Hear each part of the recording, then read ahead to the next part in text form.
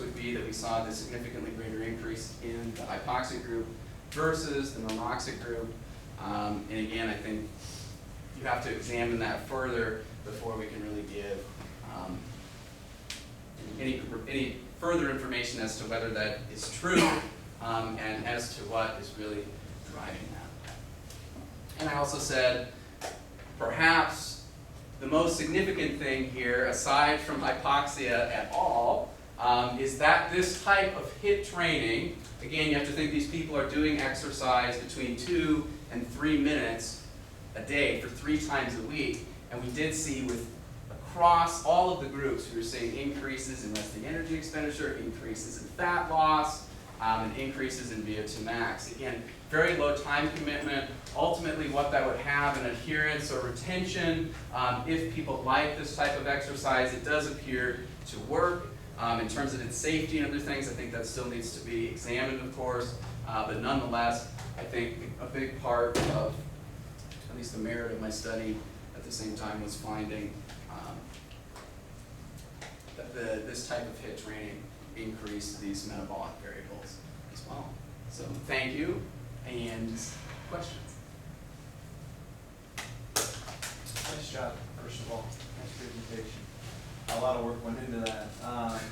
So in terms of potential mechanisms, you talked in terms of improvement in aerobic capacity in the hypoxic group. Yeah. You're saying mitochondrial density is probably one of the possible contributors. That would be the suggestion. Is it possible that you could have an increase in your blood cell mass, if you kind of alluded to in the beginning, that would have occurred with that dose of training, that would have contributed at all to it? We didn't look at that, but that would be a good variable to look at, but I just kind of suggested, and if you actually go into my thesis, I talk about that.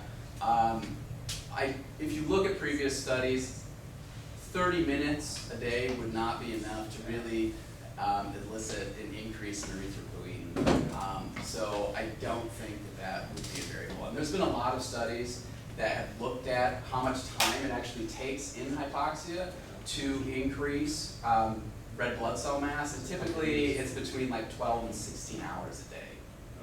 So the whole concept is with hypoxic training is that you want to, have you ever heard train high, or excuse me, sleep high, train low, or live high, train low? It's a common thing said in the training world, people who are into hypoxia. And the idea is that you sleep and live at altitude, so you get the physiological adaptations, and then you get that increase in red blood cell mass, and then you train at sea level so that you can actually reap the benefits of the increase. A lot of the athletes out in Salt Lake City with the O2 Olympics, they'll sleep, they live up in Park City, and then they go and train down a couple thousand feet lower in Salt Lake City with the ovals and stuff like that, with the speed skaters and stuff. So yeah. Exactly. So that's why I would say I don't think so. Yeah, that makes sense. Just simply because it was short enough. But I can't say for sure because I didn't. Sure. And one quick follow-up is do you know what the literature suggests in terms of the EPOC effect from hypoxic training versus normoxia?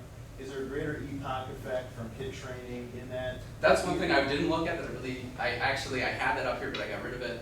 I would have really liked to look at the acute effect, and I didn't do that. I mean, it didn't drive the numbers, at least with 6 per group, to cause a significant difference between them, but I thought that was real interesting. Maybe over time or with a greater sample size, if you had a little more power, you might have saw some of that, but I think that's really interesting, so nice job.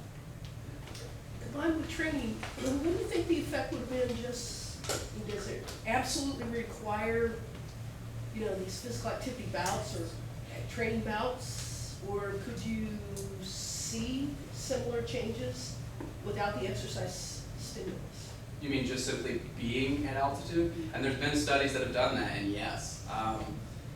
I was just curious, combined with HIIT training, would this happen? But actually, if you go back to, there's been other studies that have done this as well, that have actually looked at fat loss of people, where did we go?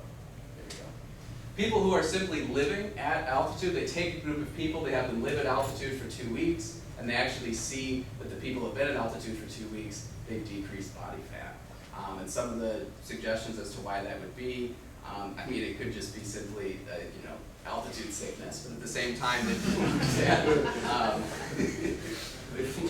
they've looked at some of, again, neuropeptides in the brain, and have shown that really high altitude, you see increases in leptin and decreases in ghrelin, which would suggest that there might be some type of appetite suppression going on at altitude, which might be beneficial, of course, to fat loss as well. If that answers your question.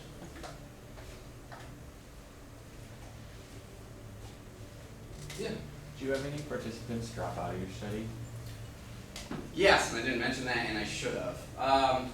What I ended up with initially was I had a 17 that actually were in the study initially, but I didn't really mention it because it was kind of unfortunate why it happened. There was a group of people who had to exercise at 6 or 7 in the morning, and it just so happened that when I started my study, they decided to knock out a wall in the lab that I was in, which was next door to the hypoxic chamber, and there couldn't be anybody in the room. At that time, they were doing it before business hours started. So I said, I'm sorry, I can't do this. You can't do the study unless you come at a later time, and they couldn't, so I lost 4 people simply around that. So, which is, You have them report their exercise habits during the study, because I just know working with people, knowing they have to train for something, especially like really high intensity, it might start increasing their exercise habits throughout the week. No, I didn't look at that. But that's one thing I could have looked at that I didn't as well. Also, it would have been good to even just simply get like a food log too, just out of interest to see what's increasing appetite in one group or decreasing it in the other group. But by looking at fat loss, in terms of at least appetite, you can expect that to be the case. But it's a good suggestion. I should have done a lot of things that I didn't do. Just curious. Yeah.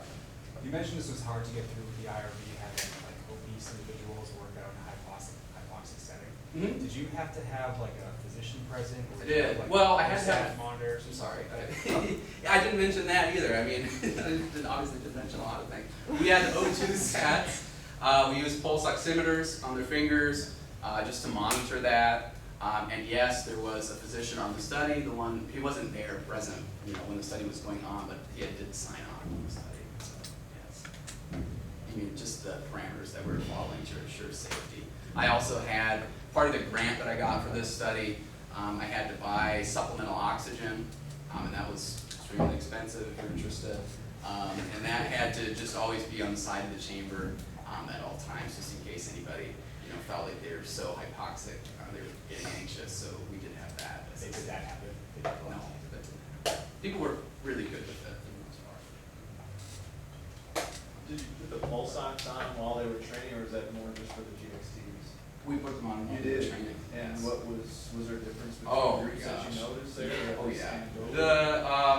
The hypoxic group would get down to anywhere from 40 to 50 for saturation after the sprints. So they were going really What far were the other down. ones getting to? 70 or 80. Okay. It wasn't that much. Yeah. But what was I going to say? The other thing, and the slide must have disappeared. What we had is I did do RPE throughout the sessions, and what you would see during the recovery phase, just simply active recovery, the hypoxic group had a higher RPE during the recovery. So even simply pedaling, you're saying, what's your RPE now?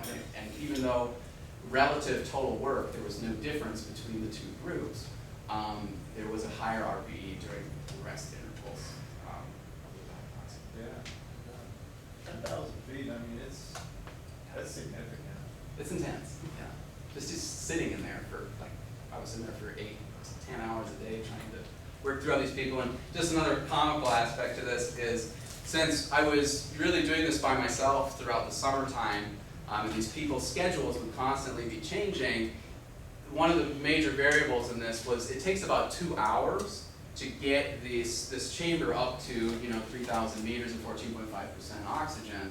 So it was a constant hassle, because if we had if one person wanted to be in, it was impossible to schedule somebody in the normoxic group an hour before there was supposed to be somebody in the hypoxic group. So if somebody in the normoxic group canceled and wanted to do a different time, it was, I would end up staying there until wee hours of almost into the night. I was doing some of these at like midnight with people, just simply because there was no other way to do it. I'd have to lie constantly as to why I couldn't get them in at certain times, and it was simply just based on the fact that it took so much time to get the chamber up. Your other option was to not have a sham and put them out in any conditions. Right, but we wanted to see if the placebo had. Right, yeah, exactly. No, I think you could.